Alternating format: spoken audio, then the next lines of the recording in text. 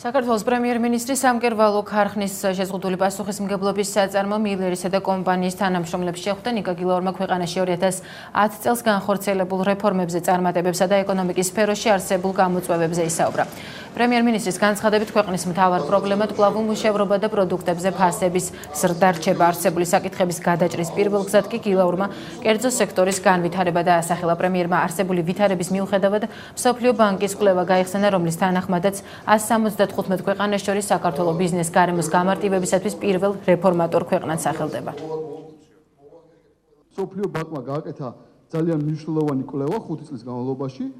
შეაფასა 175 ქვეყანა, თუ არ ვცდები, 175 ქვეყანა შეაფასა, ვინ უფრო მეტი რეფორმა ჩაატარა იმისაც, რომ გაამარტივოს ბიზნეს გარემო თავის ქვეყანაში. და საქართველოს დაასახელა ნომერ პირველ რეფორმატორად. საქართველოში უნდა იყოს გარკვეული მიმზიდველობა სხვა მხრივ.